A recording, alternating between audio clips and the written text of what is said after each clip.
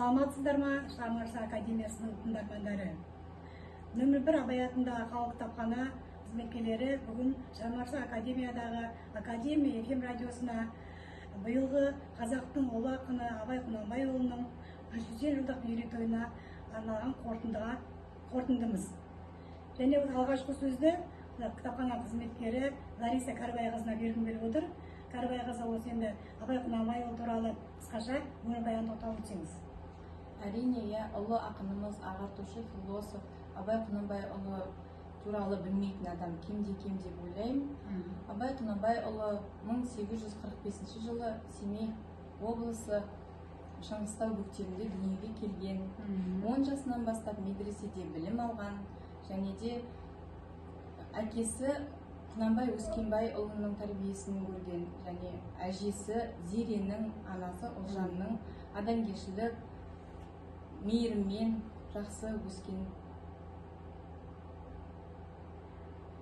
Енді айтып өтсеңіз, енді біздер қыздар биылғы жылғы өзіміз білеміз, Абай Құнанбайұлының ол бәрімізге де ерекше жыл, мерейлі жыл болды. Және біз соған бірталай шара өткізген болатынбыз. Жыл басына естеріңізде болса, қыздар, қазір таңға шейін біздер 14 ай өткізіппіз. Соған 400-дей оқырмандар қатысқан екен.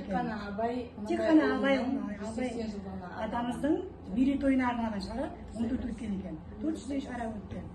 Ол әрине қазір біз ойлап отырсақ, ол өте қызықты болды деп ойлаймын. Өйткені біз сол кездерде, біз дайындық кезінде жүргенде, біз қаншама қыздар қиналдық деп өзім ойлаймын. Өйткені оқырман шақыру керек, ол келе ма, келмей ма, дайындық қалай болады, көрмелеріміз қалай болады деп, сонда біз әсерлі қылып өткізу үшін қаншама қыздар жұмыс істедік деп ойлаймын, еңбектендік. Оның ішінде үлкен көлемде конференциялар өткізді, сайыстар өтті, Абай шығармашылығына арналған сайыс өтті. Және естеріңізде ме, осы сайысқа демеушілік көрсеткен адамдар жобасы аясында Мантат Жанат, Мантат Жанаттың өзі Бекбауова Жанат Маралымыз келіп, біз жаңағы қалалық Абай мәнерлеп оқу сайысына демеушілік көрсетіп, өзі сол жаңа қатысушыларымызға үлкен қомақты сыйлықтар беріп, біздің балдарымызды қуанып қалды. Әрине біздер де қуандық, оқырмандардың қуанышы біздің де қуанышымыз. Енді көрнекіліктерге өзіміздің кітапханамыздан өзіміз шығарған бүктеме шығардық, ондай құралдар шығардық, құралдар, қыздар қаншама жұмыс істеген болатынбыз. Және мұндай біздерде қыздарым өздері ақылдасып, неден қарап, мұндай QR-мен оқылатын закладки шығардық. Қазіргі цифровизация, электрондық заманға сәйкес мұндай QR-мен оқитындарды жалпы биылғы жыл бізде жұлдызды жыл болды. Себебі Абай Құнанбайұлының қаншама шығармалары насихатталды, өміріне тоқталдық, 400-дей оқырманды қамтыған екенбіз. Қанша ақпараттар берілді дейсіз. Біз сонымен қоса, оқырмандармен қоса серіктес мекемелерді өте көбейттік. Әлемандар 70-ші мекемеге де барды. Әрине, оны қалай ұмытасың. Ол бір ерекше кітап көрмесіне қарап Абай ақпарат берді сол жерде адамдарға. Ол да бір ерекше ұсыныс жасап келген мекемелер өте көп болды. Көп болды әрине. Сол арқасында оқырмандарымыз да көбейді ғой. Қылмыстық атқару жүйесінің департаменті, төтенше жағдайлар департаментінен келді. Және төтенше жағдайлар департаменті медицина апаттар құтқару саласынан да келді, қыздар есіңізде ғой. Олармен де қаншама біз сұхбат, ақпараттар берілді, кітап көрмесіне таныстырылды.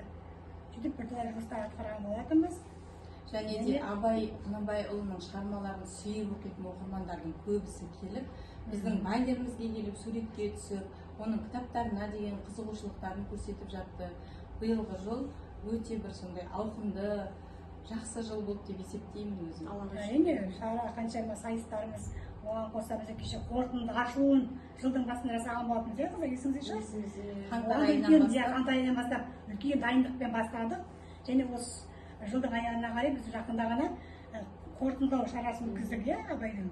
Оған да қаншама біз Абай танушыларымыз келді, зерттеушілеріміз келіп жатыр. Өңіріне танымал әдебиет сүйер қауымдар қатысты. Журналистер одағының мүшесі Идош Асқарымыз да келді, және де Қанатбай Жүлесізұлы келді. Сондай қаламызға танымал жақсы адамдар келіп, Абай жөніндегі зерттеулерді жақсы жеткізді оқырманға. Сол үшін біздер өте қуаныштымыз. Шарамызды атқарғанға. әрине бұндай өткізген шаралардың бәрі яғни өскелең ұрпаққа тәрбиелік маңызы зор шара болды деп ойлаймын. Балдарға рухани байлық бердік, тәрбие соның бердік. дәлелі ретінде мына мәнерлеп оқу мұғалімі Айшолпан Саматқызының оқушысы келіп отыр, Нұрбейгүл Ұзақбай Әсетқызы. Осы Абай Құнанбайұлының «Әсемпаз болма әрнеге» деген өлеңін оқып бергісі келіп тұр. Біздің кішкентай оқырманымыз. Әсемпаз болма әрнеге, өнерпаз болсаң арқалан. Сен де бір кірпіштермеге, кетігін тапта бар қалан. Қайрат пен ақыл жол табар, қашқанға да қуғанға. Әділет шапқат кімде бар, сол жарасар туғанға. Бастапқы екеу соңғысыз, біте қалса қазаққа. Алдың жалың артың мұз, барар едің қай жаққа. Ғылым таппай мақтанба, орын таппай баптанба, құмарланып шаттанба, ойнап босқа күлуге. 5 нәрседен қашық бол, 5 нәрсеге асық бол. Адам болам десеңіз, тілең өмірің алдында, оған қайғы жесеңіз, өсек өтірік мақтаншақ. Еріншек бекер мал шашпақ, 5 дұшпанын білсеңіз, талап еңбек терең ой, қанағат рахым ойлап қой, 5 асыл іс көнсеңіз. Ой, керемет, жарайсың. Осындай біздің оқырмандарымыз көп Мінекей осы кішкентай оқырманымыз жаттап алды ғой, бірақ та осы Абай Құнанбайұлының шығармасының бір өзіндік ерекшелігі бар. Кішкентай кезіңде жаттайсың, бірақ өсе келе оны қайтадан оқысаң, қайтадан жатқа оқысаң, оның мағынасы үлкейе береді. Маған бір ұнайтын өлеңдерінің бірі осы қыс келді ғой, қыс өлеңі қатты ұнайды.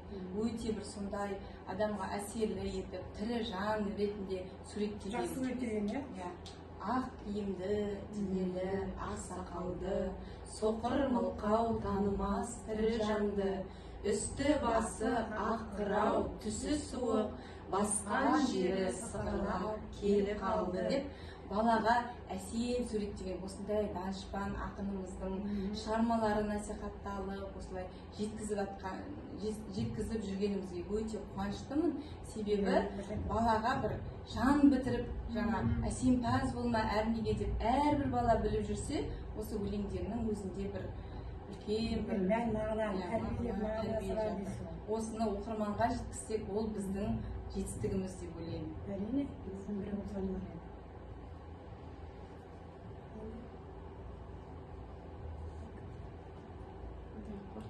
Қорытындылаймыз. Не айтамыз, соны білмей алдым. Жаңағы осы енді